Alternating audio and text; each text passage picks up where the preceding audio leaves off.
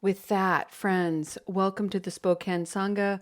Welcome to Recovery Dharma. My name is Julia. I'm one of the facilitators of Recovery Dharma in the Spokane Sangha. For the month of July, we are exploring something in Buddhism called the Brahma Viharas. And these are 4 qualities that we are invited to cultivate. And these qualities permeate every aspect of our being, of our livelihood, of our actions, basically permeate the foundation of the Recovery Dharma practice, which is the Four Noble Truths and the Noble Eightfold Path. The qualities are loving kindness, compassion, joy, and equanimity. And as you, depending upon where you are in your Buddhist practice, you will encounter those words regularly, repeatedly. They are fundamental to a Buddhist practice. And I think it's important to emphasize the word limitless. These are considered immeasurable. So and the reason why I want to bring this forward is there's something in the Western mind, there's certainly something in my mind that is so quick to get down on myself when I'm not particularly loving or kind, or when my compassion feels wobbly, or when I'm not in a joyful place. I'm so quick to entertain and make space for that negative voice. When you come into the awareness of the Brahma Vihara, this limitless quality, just know that that's part of it. We are cultivating something that is so beyond the beyond that we're going to experience times where we have enormous capacity for it, times when our capacity is limited, times when we're not really sure. And that's the practice. Notice the conditions surrounding these qualities and just see what you see. Notice what you notice. It's as simple as that and as profound as that. Today, we are finishing our conversation on the exploration of cultivating the quality of mudita, joy. And maybe some of you are in a place in your practice today, or a place in your experience on the journey of recovery where joy feels incredibly elusive, not even remotely present. Maybe today is a day where you're feeling doubtful and insecure, stressed and despairing. Let's just take a moment to breathe together those feelings, those experiences. And let's breathe this in such a way that we ignite the Tonglen practice, which is the recognition that other people feel this too. Breathing in, there is despair, insecurity, frustration, misery. Breathing out, other people feel this too.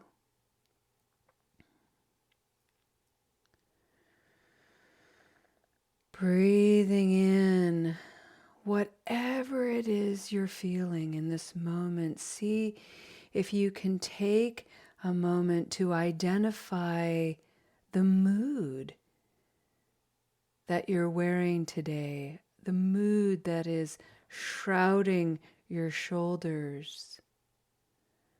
Breathe out the awareness that somewhere, someone is feeling this too.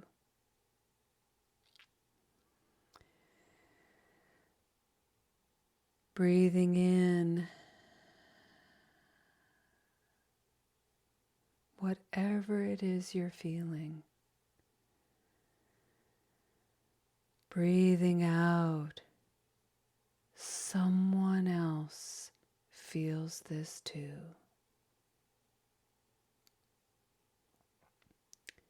I'm not alone. I'm never alone. And when we come into that awareness, even if we're feeling lonely, let's say that's one of the feelings we're feeling.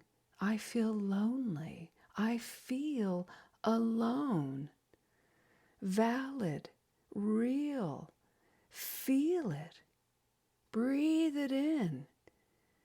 It's so courageous to do that. And then breathe out.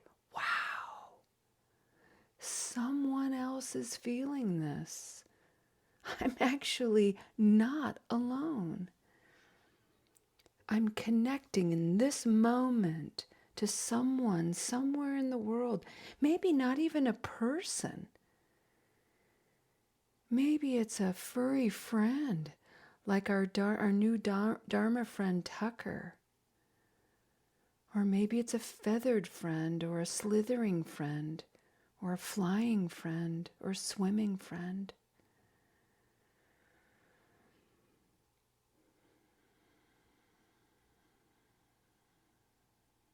Breathing in, I'm feeling what I'm feeling. Breathing out, I'm making a connection to a sentient being in the world in this moment.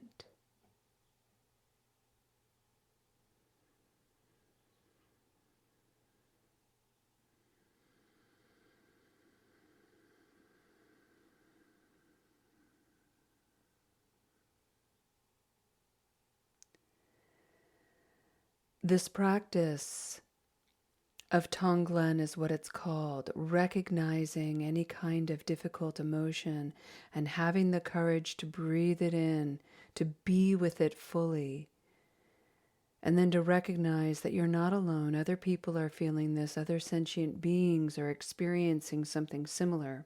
The details don't matter. It's the essence of the experience that does. And by breathing this just a few times together, what you may not realize that you've done, friends, is you've just ignited the power and the energy of compassion as a limitless quality. And in doing that, you've also ignited the limitless quality of Maitri, loving kindness. To practice Tonglen, to breathe in and out in this way, is a profound, wise action of loving kindness. To engage in this practice, we're also tapping into equanimity, recognizing that being a whole human being means that I will have times where I am despairing, where I feel lonely, where I feel isolated and confused. That's what makes me a whole human being. And by being with that fully, I learn how to offer myself compassion and loving kindness. I learn how to mother myself better, different, father myself better, different. I learn how to tend to the inner landscape of my own heart, mind. This is a third limitless quality. And by doing all of that, the seed of joy is planted. And I know that to be the truth because these limitless qualities are such that you cannot engage one without engaging the other three. They work together. So even if I don't feel particularly joyful, by cultivating this practice, I have now, through my actions, through my effort, through my understanding and intention, through the way I'm talking to myself, through my mindfulness and concentration, allowing my whole life to be touched by this practice, I have planted this seed of joy. And now I get to allow the conditions to water it, to nurture it, to enjoy its growth.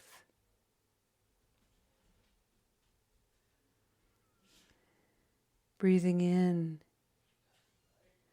I have planted a seed of joy.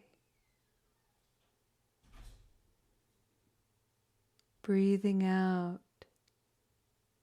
I smile.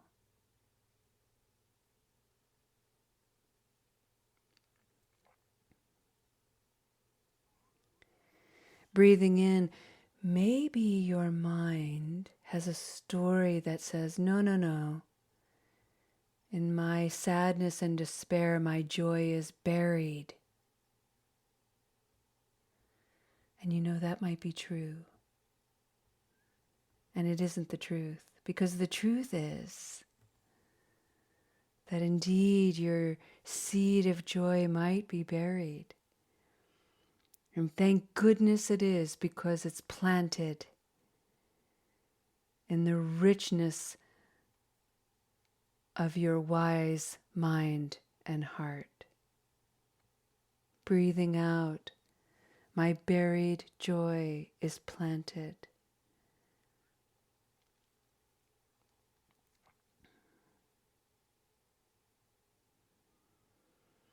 Breathing in, breathing out, buried joy, planted joy. Conditions for joy's nurturance and growth.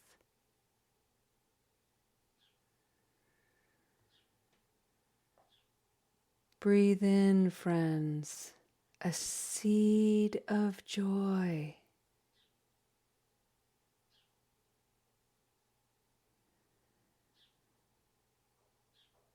Breathe out its potential to support you, encourage you, inspire you, no matter where you are and no matter what you're enduring. May joy as a seed remind you of your strength, your courage, the conditions of your creativity and nurturance, your endurance, your wow. Breathing in a seed of joy.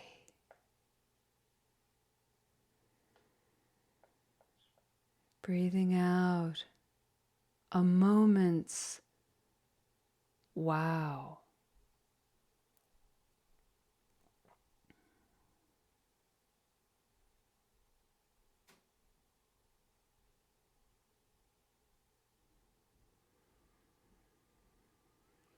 Breathing in an awareness that joy doesn't feel happy right now. Breathing out, okay. That's what the seed of joy is today. Breathing in, okay. Breathing out, a gentle smile to what's okay.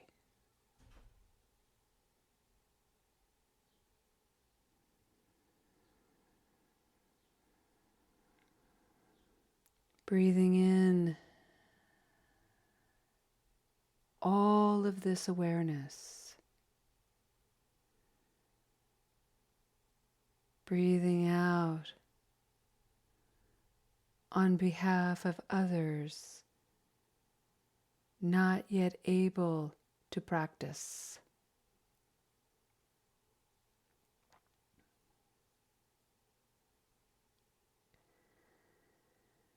Breathing in the merit of your practice, regardless of your judgment.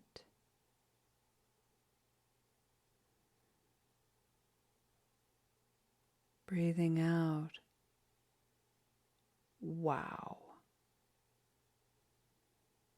amazing.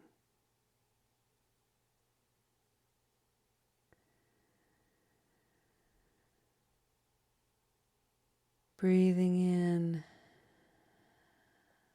wow, amazing. Breathing out for others and myself.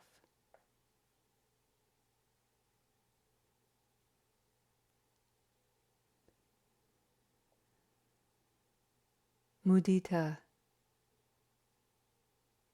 joy. Maha mudita, great joy, is sometimes quiet, shy, distant. But great joy is always present, like the air you breathe. Sometimes we tap into it with great awareness and abundance. Sometimes we hardly feel it at all.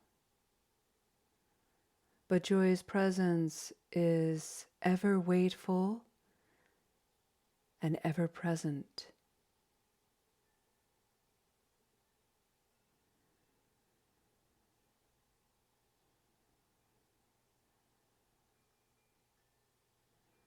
Breathing in joy.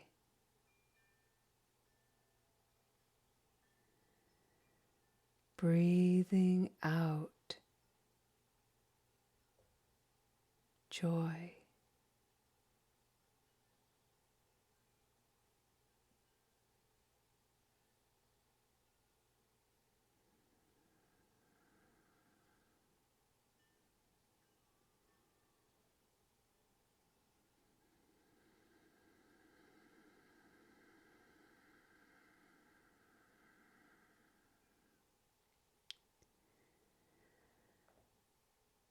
Friends, thank you so much for allowing me the privilege of creating this practice, this meditation and contemplation on joy.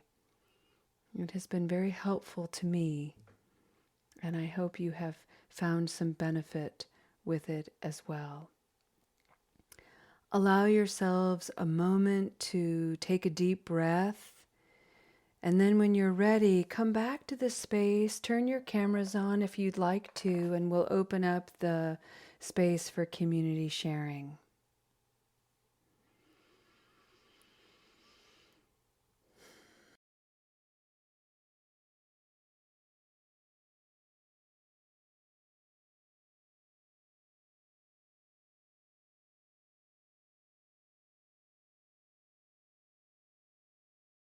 Thank you, thank you, thank you. I'd like to end our practice with a dedication of merit for anyone who's new to the Buddhist practice.